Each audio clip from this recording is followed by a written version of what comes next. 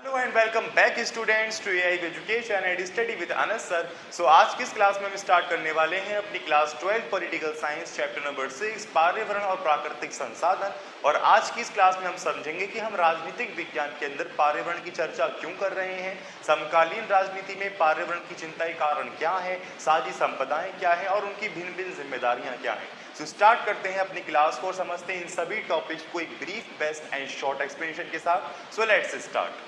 Student, सबसे पहले हम इसी बात पे चर्चा कर लेते हैं कि आखिर हम राजनीतिक विज्ञान के अंदर पर्यावरण के टॉपिक को पढ़ ही क्यों रहे हैं। तो देखिए 1960 के बाद जो पर्यावरण के बारे में सोचना शुरू हुआ था वो 1960 के बाद ही हुआ था। अब वो क्यों हुआ? क्योंकि वैश्विक राजनीति में पर्यावरण की चिंता इसलिए की जा रही है क्योंकि कुछ पर्यावरण की समस्याएं ऐसी हैं जो कि सीधा संबंध रखती हैं देश की राजनीति से।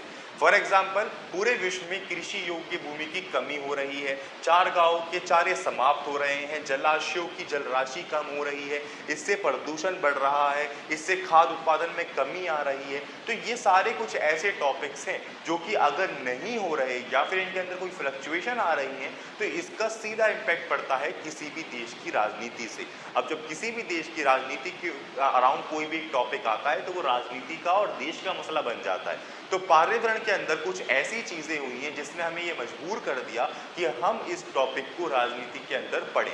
और यही नहीं कि 2016 में यूएनओ की रिपोर्ट ने तो हमें और ही इस तरीके से इस तरफ और ज़्यादा प्रभावशाली काम करने में पूरा तरीके से मजबूर कर दिया। वो क्यों? क्योंकि 2016 की यूएनओ की रिपोर्ट ने हमें बताया है कि विकासशील देशों की 66.3 करोड़ जनता स्वच्छ पानी से वंचित है। ठीक है, 30 लाख से ज्यादा बच्चे बीमारी का शिकार होकर मर जाते हैं, 2 अरब से ज्यादा लोग बहुत ज्यादा परेशान हैं, वो साफ सफाई से वंचित हैं। तो ये सब सिचुएशन हमें बताई गई कि आज जो साफ सफाई होनी चाहिए विश्व के अंदर वो नहीं है, 2 अरब से ज्यादा लोग साफ सफाई से वंचित हैं और साथ ही साथ कई सारे बच्चों की बीमारियों से जाने जा रही हैं। जो प्राकृतिक वन होते हैं उससे हमारा जो पूरा एनवायरनमेंट होता है वो स्टेबल रहता है, बाढ़ भी नहीं आती, ना ही कोई ऐसी गर्मी बढ़ती बहुत ज़्यादा। बट अब बिना रुके लगातार जो है प्राकृतिक वनों की कटाई की जा रही है, जिससे क्या हो रहा है, बाढ़ या फिर कोई भी प्राकृतिक आपदा आने के चांसेस भी इंक्रीज हो रहे हैं और एज वेल एज गर्मी भी बढ़ रही है। तो यहाँ पे हमें समझाया गया है कि हर एक टॉपिक ऐसा टॉपिक जो कि देश को इम्पैक्ट करे तो वो देश की राजनीति के अंदर पढ़ा जाएगा। तो ये तो सब चीज़ें ऐसी हैं जो कि सीधा इम्पैक्ट कर रही है किसी भी देश के पास। जैसे मान लीजिए कि किसी भी देश के अंदर कोई भी बच्चे बहुत ज़्यादा बीमारी का शिकार होकर मर रहे हैं तो उस देश की सरकार चर्चा नहीं करेगी? बिल्कुल करेगी। अगर उस देश के अंदर वनों की लगातार कटाई की जा रही है जिससे प्राकृतिक आपदाएं उपलब्ध हो रही हैं और साथ साथ गर्मी बढ़ रही है तो उस देश की सरकार जो है विचार नहीं करेगी? बिल्कुल करेगी। तो इसी वजह से यूएनओ ने हमें कुछ रिपोर्ट दी 2016 के अंदर और हमारे पास कुछ ऐसे टॉपिक आए जिसने हमें मजबूर करा कि हम वैश्विक राजनीति के अंदर पर्यावरण की चिंता करें। तो अब हमारा नेक्स्ट टॉपिक यही आता है कि वह समकालीन राजनीति के अंदर पर्यावरण की चिंता क्या है। अब तो हमने ये ओवरऑल थ्योरी जान ली कि आखिर किस तरीके से क्या चीज़ें हैं, but exam point of view से हमसे पूछ लिया जाता है कि कुछ पॉइंट्स का वर्णन करें जो कि हमें ये बताते हों कि वैश्विक राजनीति या फिर समकालीन राजनीति के अंदर पर्यावरण की चिंता क्यों की जा रही है। तो उन सभी पॉइंट्स को ज़रा डिस्कस कर लेते हैं और समझ लेते हैं अच्छे से।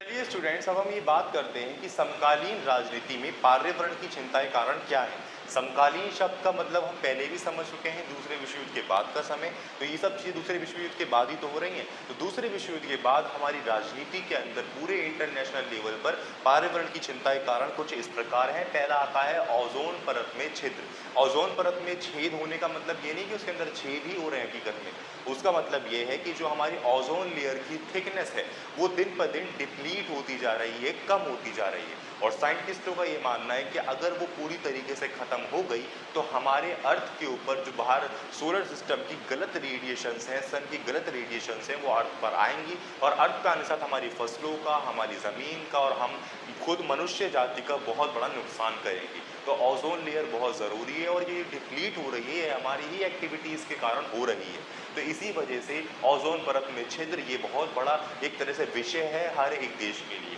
कृषि योग्य भूमि में कमी, पीने के पानी में कमी, वैश्विक तापमान में वृद्धि, बढ़ता प्रदूषण, मानव अस्तित्व को खतरा और सीमित संसाधन। तो ये कुछ 7 ऐसे पॉइंट्स हैं जो कि हमें बताते हैं कि समकालीन राजनीति में पर्यावरण की चिंता के कारण कुछ इस प्रकार बन रहे हैं। जैसे कि हमने जाना कि कृषि योग्य भूमि में दिन पर दिन कमी हो रही है, बिल्डिंग्स बन रही हैं, घर बन रहे हैं। आज आप खुद देखिए कि गांव देहातों में लोग बाग ज़मीन खरीद के, खेत खरीद के वहाँ प्लॉटिंग कर रहे हैं। अब वहाँ प्लॉटिंग कर रहे हैं तो वहाँ पे आने वाले समय में लोग बाग रहेंगे, तो अब वहाँ पे जो फसलें उगाई जाती थी अब वो कहाँ उगाई जाएंगी, वो कहाँ उगाई जाएंगी, वहाँ लोग रह रहे हैं अब। तो इसीलिए जो कृषि योग्य भूमि है उसमें दिन ब दिन कमी आती जा रही है। फिर दूसरा आता है हमारे पास पीने के पानी में कमी है, यानी कि स्वच्छ जल जो है वो उपलब्ध ही नहीं हो रहा, और विकासशील देशों की 66.3 करोड़ जनता को तो स्वच्छ जल उपलब्ध ही नहीं हो रहा। वैश्विक तापमान में वृद्धि, जो लगातार वनों की कटाई की जा रही है जिससे क्या हो रहा है, गर्मी जो है वो बढ़ रही है, वैश्विक तापमान में वृद्धि आती जा रही है, और भी कई सारी एक्टिविटीज परफॉर्म हो रही हैं जो कि गलत है।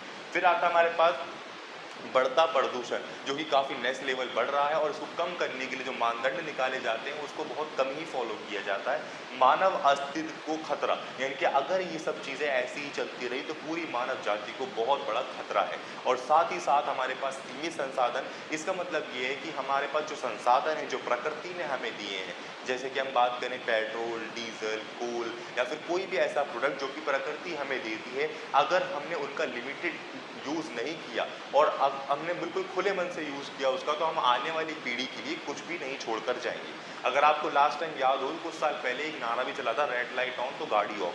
तो वो इसलिए ही था क्योंकि जब तक रेड लाइट ऑन रहेगी और हमारी गाड़ी ऑफ रहेगी तो हमारे पास जो भी एक सर्टेन अमाउंट के अंदर जो पेट्रोल बचेगा वो आने वाली भविष्य के लिए, पीढ़ी के लिए एक तरह से बचेगा और वो उसका यूज़ कर पाएगी। अगर जिस तरीके से हम यूज़ कर रहे हैं अपने संसाधनों का ऐसे ही करते रहे तो हम अपने आप तलक ही इन सब संसाधनों को ख़त्म कर लेंगे, क्योंकि ये ऐसी चीज़ें हैं जो प्रकृति ने हमें दी है, मनुष्य इसको नहीं बना सकता। तो यहाँ पे हमने जाना कि ये कुछ ऐसे कारण हैं जो कि होपफुली आपको समझ में आए होंगे। अब हम ये बात कर लेते हैं कि साझी संपदा क्या है और साझी संपदा की जिम्मेदारियाँ क्या है। ये काफ़ी इंपॉर्टेंट टॉपिक है और ये पूछा जाता है एग्जाम पॉइंट ऑफ व्यू से। चलिए स्टूडेंट्स, हम बात करते हैं कि साझी संपदाएं क्या हैं, उनकी भिन्न भिन्न जिम्मेदारियां क्या हैं और ऐसे मुख्य महत्वपूर्ण समझौते क्या हैं जो कि साझी संपदा के लिए लिए गए हैं। तो सबसे पहले हम ये जान लेते हैं कि साझी संपदा का मतलब क्या होता है। क्योंकि साझी संपदा का मतलब ये है कि वह सभी संसाधन जो किसी भी एक देश के नहीं है, वे सभी के हैं, वह साझी संपदाएं कहलाती हैं। अब जैसे कि हमारा अंतरिक्ष, हमारा वायुमंडल, हमारा समुद्र, हमारे अंटार्कटिका, ये सब चीज़ें कुछ ऐसी चीज़ें हैं जो कि किसी एक देश की टेरिटरी में नहीं आती, ये सभी की हैं और सब इनका यूज़ कर सकते हैं। तो ये सब साझी संपदाएं कहलाई जाती हैं। तो यहाँ पे इसकी डेफिनेशन बनती है कि साझी संपदा का मतलब होता है वह संसाधन जो कि किसी एक देश के नहीं है, वह संसाधन जो सभी के हैं वे साझी संपदा कहलाते हैं। जैसे पृथ्वी का वायुमंडल, अंतरिक्ष, अंटार्कटिका और आदि। ठीक है, तो इन सब चीज़ों के लिए कुछ महत्वपूर्ण समझौते लिए गए। जैसे फॉर एग्जांपल हमने बोला कि जब कोई भी चीज़ सबकी होती है तो उसका फुल्ली यूटिलाइजेशन किया जाता है, ये तो आपको पता ही है। अब चाहे वो हम अपनी फैमिली की बात करें या किसी और चीज़ की बात करें, तो जब हमारे पास कुछ ऐसी चीज़ें आई जो कि सबकी हैं, कोई किसी एक देश की नहीं है, तो कुछ देश ऐसे होते हैं या कुछ लोग ऐसे होते हैं जो कि उस चीज़ का फुल्ली यूटिलाइजेशन करते हैं, राइट। तो उन चीज़ों का फुल्ली यूटिलाइजेशन करके उनको खराब ना किया जाए, इसलिए कुछ संधियाँ निकाली गई। वो संधियाँ कुछ इस प्रकार हैं। पहली तो आती है हमारे पास अंटार्कटिका संधि, यानी अंटार्कटिका एक ऐसी जगह है जहाँ पे बिल्कुल बर्फ़ ही बर्फ़ है, और ऐसी जगह है जहाँ पर कोई भी देश, वहाँ पे रिस्ट्रिक्शन लगाई गई, कोई भी देश अपनी किसी भी तरीके का वहाँ पे परमाणु परीक्षण नहीं करेगा, क्योंकि जब परमाणु परीक्षण होगा तो वहाँ से गर्मी बढ़ेगी, और गर्मी बढ़ेगी तो ग्लेशियर पिघलेंगे, और ग्लेशियर पिघलेंगे तो जल स्तर बढ़ेगा, और जल स्तर बढ़ेगा तो हमारे बाढ़ की जो है वो आशंका बढ़ सकती है। तो इसीलिए इसको साइंटिफिक हब के नाम से भी हम जानते हैं। वहाँ ज़्यादातर साइंटिफिक रिसर्च चलती है जो कि गुप्त तरीके से चलती हैं। तो अंटार्कटिका संधि निकाली गई 1959 के अंदर, ऐसे 1987 में मॉन्ट्रियल न्यायचर निकाला गया, फिर 1991 में अंटार्कटिका न्यायचर निकाला गया। तो ये हमारे कुछ महत्वपूर्ण समझौते हुए जिसके अंतर्गत सभी देशों को चलना है और अपनी व्यवस्था को बनाए रखना है। तो ये सब चीज़ें हमने जान ली कि आखिर क्या मतलब है किसका। अब हम ये जान लेते हैं कि साझी संपदा की भिन्न भिन्न जिम्मेदारियाँ क्या हैं। अगर मैं इस पूरे वर्ल्ड को दो भागों में डिवाइड करूँ, दो चीज़ें निकल कर आएंगी। वो कौन कौन सी हैं सर? वो है पहला तो विकसित देश जो कि अमीर है, दूसरा विकासशील देश जो कि अमीरी के प्रोसेस पे है, राइट। ये दो चीज़ें निकल कर आएंगी नहीं आएंगी। अब जो विकसित देश हैं, आप खुद सोचिए कि जब वो विकसित हो चुके हैं तो उन्होंने उन सारी साझी संपदाओं का यूज़ अच्छे से कर लिया होगा, और जो विकसित हो रहे हैं वो थोड़ा थोड़ा यूज़ कर रहे हैं। मगर जब बात आती है इनकी मेंटेनेंस की, तो इन दोनों में यानी जो ये दो कैटेगरीज है ना हमारे पूरे वर्ल्ड में, इनमें भिड़ंत हो जाती है। वो कैसे? क्योंकि हमारी जो ये न्यायचर हैं, ये समझौते हैं, इनका सब सम्मान तो करते हैं, इनको फॉलो भी करते हैं, मगर जो चीज़ सबकी होती है उसकी जिम्मेदारी भी सबकी होनी चाहिए। जाहिर सी बात है। जैसे मान लीजिए कोई ऐसी गाड़ी है जो कि पूरे घर में सबकी है, जिसके पास चाबी हो वो उसको ले जाए, तो सबकी जिम्मेदारी भी बनती है कि उसके अंदर जो कुछ खराबी आ रही है वो सब मिलकर सही भी करवाएं, राइट। तो यहाँ पर हमारी चीज़ें कुछ ऐसी ही बनी। अब वो क्या है? देखो, विकसित देशों का ये मानना है कि जितनी भी पूरे वर्ल्ड में साझी संपदाएं हैं, उसके हिसाब से हम पूरे वर्ल्ड में जितने भी देश हैं उनकी जिम्मेदारी बराबर की होनी चाहिए। यानी किसी भी तरीके का झोल झाल ना हो, हम सबकी जिम्मेदारी बराबर की हो। अगर जितनी चीज़ें मैं यूज़ कर रहा हूँ तो उतना आप भी यूज़ कर रहे हो। तो ये बात तो है किसकी? विकसित देश की। मगर विकासशील देशों का ये कहना है कि भाई तुम तो विकसित हो चुके हो, तुमने जितना यूज़ करना था उतना ज़्यादा ही यूज़ कर लिया उसका। यानी कि सरकारों ने, जो हमारी इंटरनेशनल ऑर्गेनाइजेशन है, उन्होंने ये देखा तो सही कि अंटार्कटिका के ऊपर जो परमाणु परीक्षण हो रहे, तभी तो उसके ऊपर रोक लगाई समझौतों के द्वारा।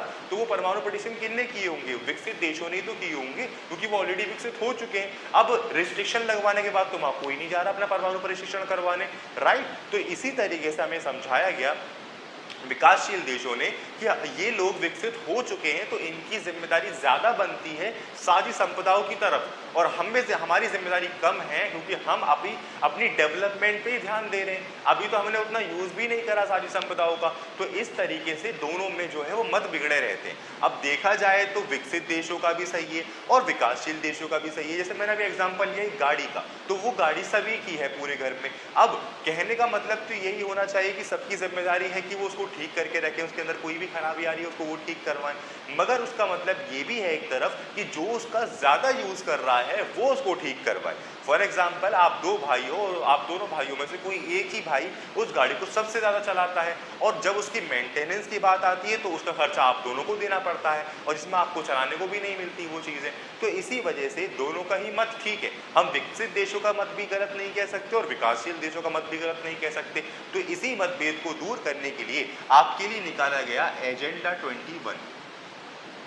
एजेंडा 21 एक इस तरीके से चीज़ थी जिसके अंदर सारे मानदंड बताए गए कि विकसित देशों की जिम्मेदारी कितनी है साझी संपदाओं की तरफ और विकासशील देशों की जिम्मेदारी कितनी है। मगर जिम्मेदारी है, क्योंकि साझी संपदा ऐसी संपदा है जिसका अगर यूज़ सब कर रहे हैं तो उसकी जिम्मेदारी भी सबकी होनी चाहिए। तो इसी तरीके से हमने स्टूडेंट्स आज की इस क्लास में जाना कि पर्यावरण की चिंता के कारण क्या है, समकालीन राजनीति के अंदर क्या कारण है, और साथ ही साथ साझी संपदाएं क्या है, समझौते क्या है और उनकी जिम्मेदारियां क्या है।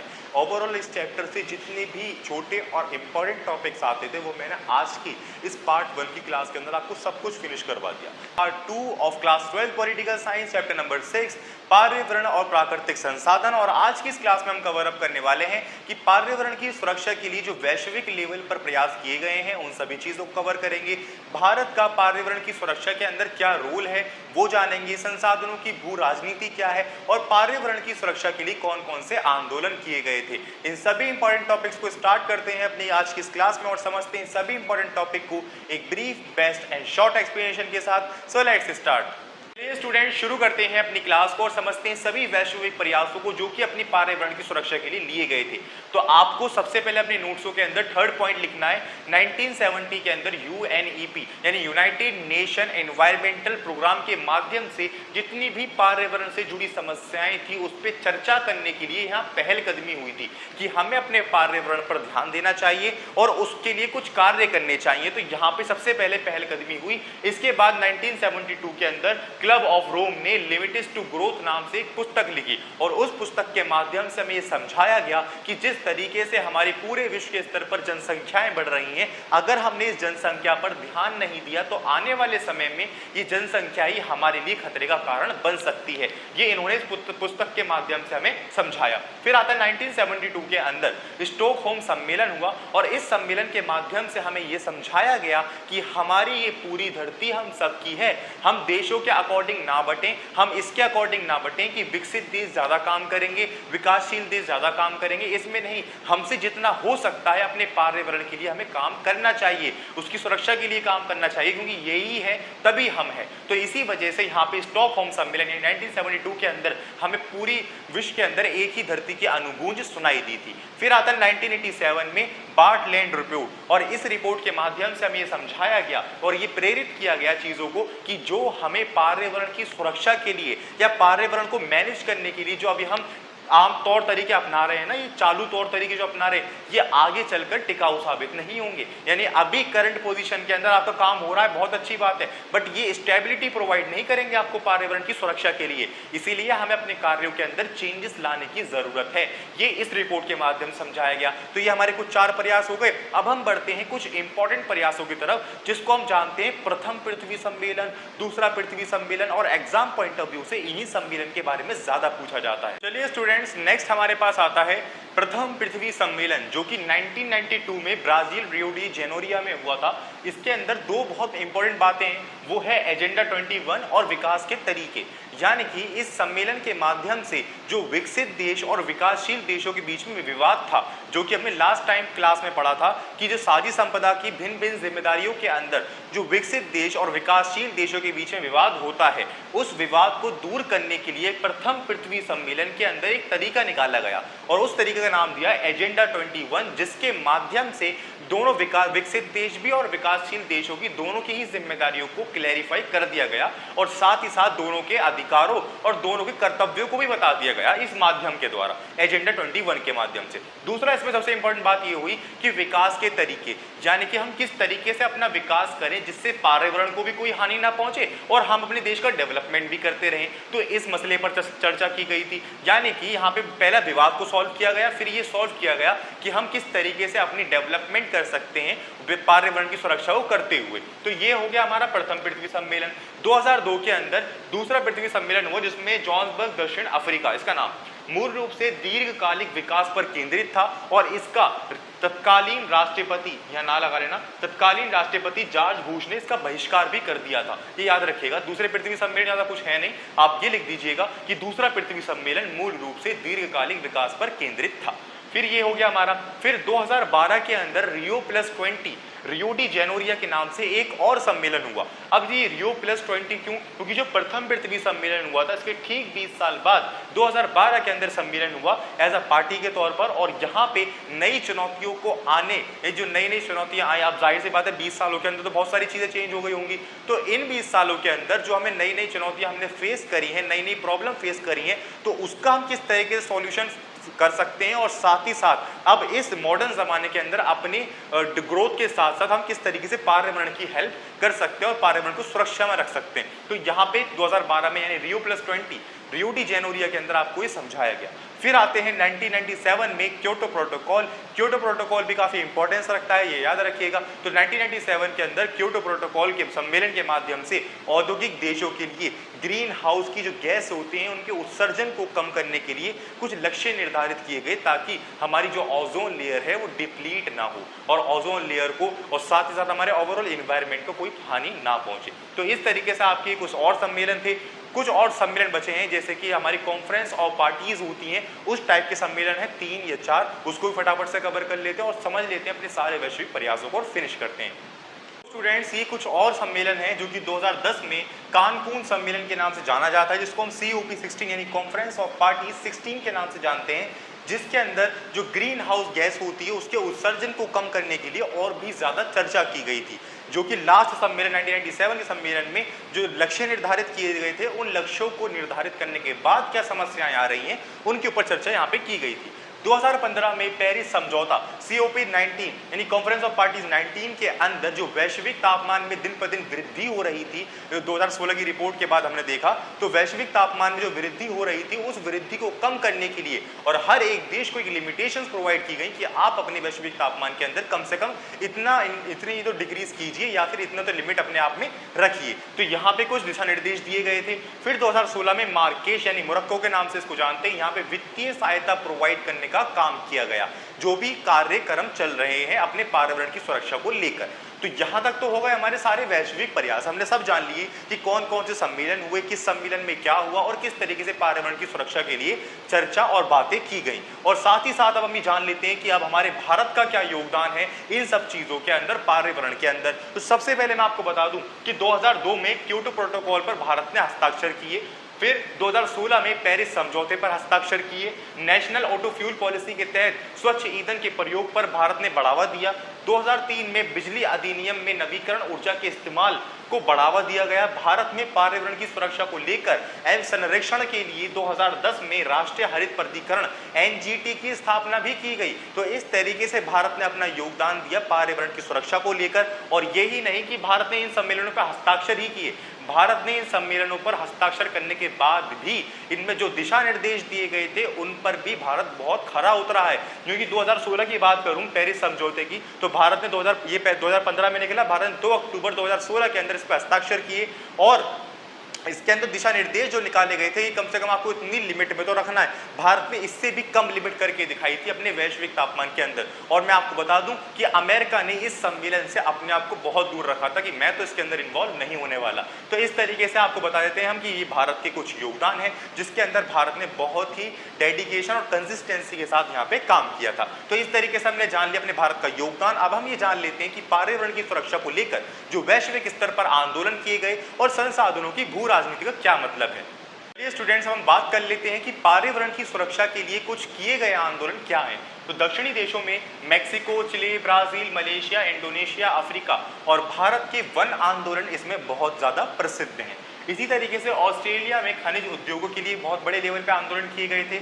थाईलैंड, दक्षिण अफ्रीका और भारत तथा चीन में बड़े बांधों के विरुद्ध आंदोलन किए थे, जिसके अंदर भारत का नर्मदा बचाओ आंदोलन प्रसिद्ध है। तो इस तरीके से पर्यावरण की सुरक्षा के लिए तरह तरह के आंदोलन किए गए, जो कि आज हम समझ रहे हैं कि किस तरीके से पर्यावरण की सुरक्षा के लिए हर एक देश ने अपना योगदान दिया। अब हम देखते हैं कि संसाधनों की भू राजनीति, तो ये हमें सुरक्षा के लिए आंदोलन करने की नीड क्यों पड़ी, वो यही टॉपिक है। इसी वजह से नीड पड़ी है संसाधनों की भू राजनीति की वजह से, क्योंकि दूसरे विश्व युद्ध के बाद सबसे ज्यादा पूरे विश्व में उस देश की वाहवाही हुई या उस देश ने तरक्की हासिल करी जिसके पास पर्यावरण के दिए गए संसाधन थे, पर्यावरण के दिए गए संसाधन थे और जिसके पास वो संसाधन निकले उसी की ही पूरे विश्व में सबसे ज्यादा वाहवाही हुई और अमीरी मिली उसे। तो जैसे कि बात करूं इमारती लकड़ी की, तो एक लकड़ी यानी इमारती लकड़ी के लिए जगह जगह पे हर एक देश ने अपनी नौसेना को मजबूत करने के लिए, जलपोतों का निर्माण करने के लिए और दूसरे देशों के वनों पर कब्जा करना शुरू कर दिया। अब दूसरे देशों के वनों पर कब्जा किया, वन काटे गए और अपनी चीजों को बनाया गया। यहाँ से दूसरा तेल, यानी कि सबसे ज्यादा लेवल जब बढ़ गया जब जमीन के अंदर से कच्चा तेल निकलने लग गया। जिसके देश के पास कच्चा तेल था उसके ऊपर सबकी निगाह बनी रहती थी, किसी न किसी तरीके से इस पर हमला करो और इसके ऊपर जो उसके पास रिसोर्स है ना तेल की, कच्चे तेल की, उसके ऊपर कब्जा कर लो अपना, ताकि अब वो तेल हम बेचेंगे तो प्रॉफिट हमें मिलेगा। तो तेल आ गया दूसरा, फिर थर्ड आ गया हमारे पास पानी। और तेल के बारे में आपको बता दूं कि सबसे ज्यादा तेल अरब देशों के पास है और बताया जाता है कि सऊदी अरब के अंदर पूरी दुनिया का 1/4 तेल पाया जाता है। अब देखो हम बात करते हैं पानी की। देखो पानी का जो लेवल है ना वो इतना इंपॉर्टेंट है ये पूरे संसाधनों की भू राजनीति के अंदर। क्यों? क्योंकि एक जॉर्डन नदी है जिसके ऊपर उसके लिए 4 या 3 देश दावेदार हैं, जॉर्डन, सीरिया, इजराइल, लेबनान,